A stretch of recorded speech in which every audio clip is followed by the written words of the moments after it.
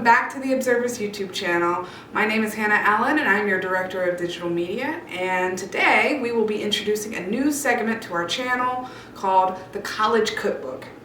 On this show we will be teaching you how to make recipes basically for a college budget. We'll be showing everything from desserts to food to cuisine to brunch and breakfast, and how you could do it while not breaking the bank.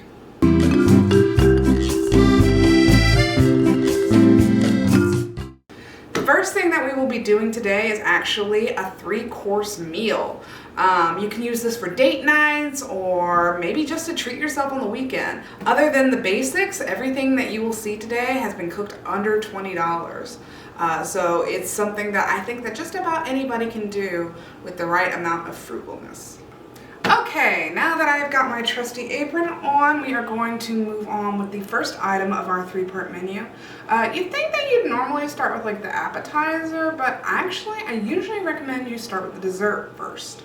Usually there's some time that needs to set or freeze or harden or cool, and during that time you can sort of just work on everything else. So today we are going to be starting on our chocolate covered strawberries. So the first thing that you need to do with chocolate covered strawberries is, of course, wash your strawberries.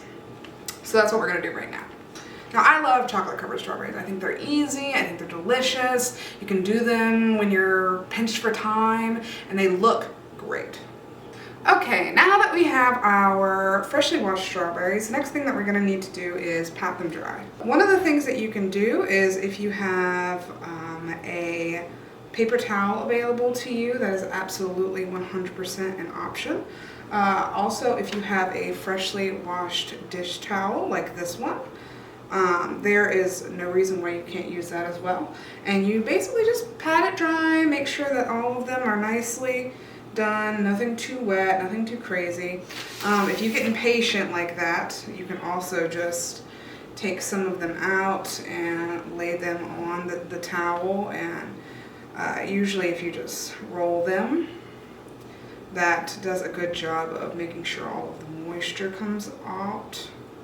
Once you have them washed and dried, what you're going to want to do is pick out I think is the prettiest ones.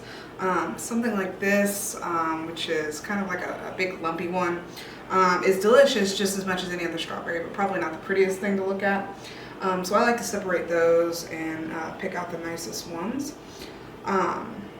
While you're doing that, you are also going to set up what is known as a double boiler.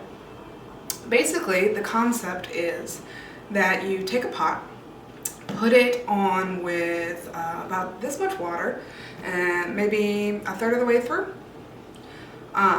Just enough space between the top and the bottom to where you can get some good boiling circulation. And what you're going to do with that is take and put a bowl on top. Now, I would not normally use plastic in this scenario. It's not exactly great, but when you're broke and you're a college student, you gotta use what you got. And what I've got is a plastic bowl. And with that plastic bowl, I am going to be making my chocolate sauce. Now, the chocolate sauce, once again, it makes it a little bit easier if you get the more expensive stuff, but honestly, it's fruit and chocolate, which means it's going to taste good just about any way that you do it. So here I've got Nestle Toll House's tiny mini chocolate chips. And what you're going to do is you're just going to wait for the bowl to heat up. And you're going to take these and you are going to place these gently into the bowl over the double boiler so they get warm up and start melting. So once it's in there, you are going to stir, stir, stir, stir, stir. You have to make sure that the chocolate is moving or else it will not temper correctly. So just make sure you keep an eye on it and stir every couple of seconds to make sure that the chocolate is doing everything that it's supposed to be doing. Eventually, you will have a very liquid-like substance for your chocolate, which is exactly the kind of stuff that you want. Okay, so after a couple of minutes, your sort of liquid chocolate mixture should be done. You can just turn off the stove and bring it back over the counter. Now what you're going to do is take one of your strawberries And what you're gonna do is you're going to dunk it, and you are just gonna let that drip down, drip, drip, drip. And then what you're gonna do is you're just going to maybe get the last little bit of that off. And then you're gonna lay it on a tray for it to cool. And so we have it. There are our chocolate covered strawberries ready to go, I guess. If you're worried that they look a little weird, nobody is going to notice but you, I promise. There's never been somebody who complained about a little too much chocolate around the middle. Even I mess up on it, I'm sure you will see. But they still look delicious, they taste delicious, and they're the perfect date night snack for your best budget needs. Now, I will say, if you want to spruce this up, there's absolutely ways that you can do that. I like adding caramel to mine sometimes, some salted peanuts. I add candy canes around the holidays if you want to get into the holiday spirit. Actually, I think tonight I will add some Hershey's Cookies and Cream white chocolate to mine just to get a nice special date night feel. But that won't come until later because we are now moving on to our main course of the evening, the pork tenderloin. So stay tuned. So pork tenderloin, it's a cheaper cut of meat than say beef, but slightly more expensive than say chicken. I think it's the perfect recipe for a date night where you want to step your game up a little bit but not break the bank. Okay, so the first thing that we are going to do is take our trusty kitchen shears and we are going to open up our tenderloin. Next, you're going to want to take out the meat from the package and save that package. Don't let anything go. If you want to, what I really like to do is set the meat on a plate before you start chopping it up in your chopping board. This will come in handy in just a second when we start scraping it. All of these little pieces of seasoning is what we sort of want to take off.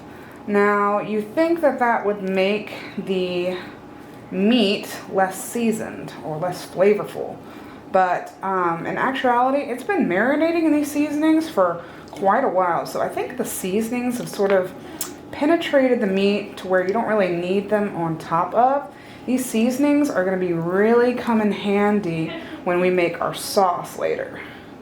Now, if you want, you can add all of the juices from the meat to the plate as well. Make sure to try and get every bit of seasoning that you can. This right here is the good stuff. This is what makes it worthwhile. Now, your next step is going to be to take the meat, take the tenderloin, and cut it into smaller medallion-sized pieces. I think that this one is good for about 1, 2, 3, I don't know, maybe 12 to 16, depending on what size you want. And you will just cut through these, try and make them, I don't know, about 1/4 of an inch thick. And these will help your serving size later when you start frying them. Okay, once you have your medallion-sized pieces, you are going to want to take a pan. And you are going to put that on medium high, so I don't know, about a 6. And you're going to let that start getting heated up. You're going to start adding butter, and then you are going to add the meat. If you can't get all of your medallions to fry on the first time, don't worry about it. There will be plenty of a chance for you to fry the second batch later. Once they've started getting a golden brown color, that is when you know it's time to flip. Okay, now that we have our beautifully done tenderloin medallions, we are going to actually put them on a plate and take all of the seasoning that we had earlier and put that back in the skillet that we just fried the tenderloins in. We are also going to add the cream sauce to the seasoning so that we can make sure that it's a nice amalgamation. Mixing that, we are going to just sort of get it mixed in with the juices. It'll start turning a nice, delicious, warm caramel color, and that will really help our medallions later. So once you've added your cream, you're going to wait for it just to get to a slight boil, and then you are going to add back the meat that you just prepared. After adding some Italian seasoning, some garlic salt, and some pepper, you're just going to leave that alone to let the flavors incorporate, and then we are going to move on to our secondary appetizer, the Brussels sprouts. Now, a lot of people don't really like Brussels sprouts, but honestly, I think it is because they are just not eating it the way that they should be. I like my Brussels sprouts almost charred a little bit, slightly to the point of a little bit of a burn. I think it adds such a rich flavor that I'm really hoping that you will also like and incorporate into your dish. So what we're going to do is start with our frozen or slightly de-thawed, originally frozen Brussels sprouts. These are just so much cheaper than the fresh Brussels sprouts that I just can't pass up on a deal. They're only about $1 to pick up at the store, and saving that extra money can really lend you to paying for slightly more expensive stuff later on. So what you're going to want to do is roughly chop an onion. I usually use this chopper just because I think it's more convenient, but you're just going to want to get it to like a smaller size. So there we go. And as you can see, they are all diced little pieces.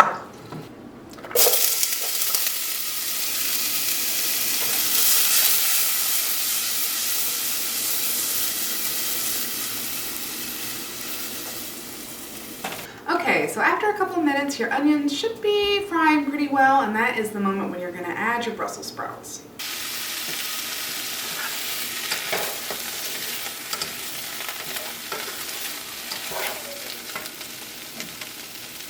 So as you continue stirring around your Brussels sprouts, you're going to want to add your seasoning. Now I would recommend you add the garlic salt, the pepper, and the Italian seasoning, and if you have it available to you, balsamic vinegar. It's a little bit pricey, but even a capful will add so much depth of flavor to both your Brussels sprouts and your cream sauce.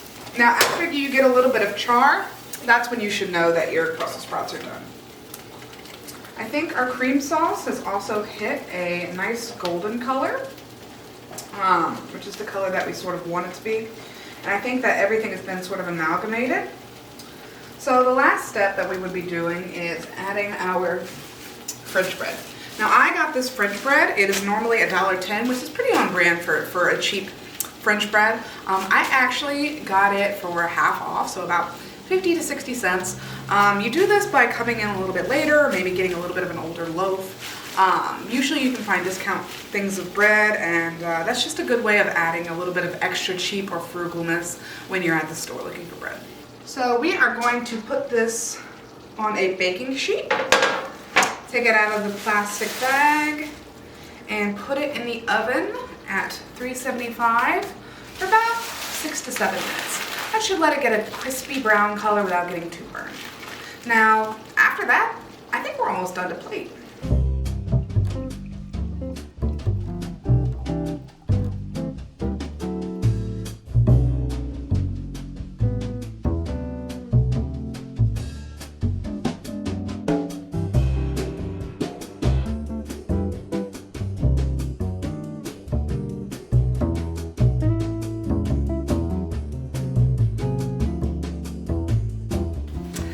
Okay guys, this dish signals the end of our first episode of College Cookbook. I hope that you've enjoyed following along with the recipe. Please try it and tell me what you think. I've worked really hard to try and accumulate some recipes that I think you guys would like that will definitely work within your college budget.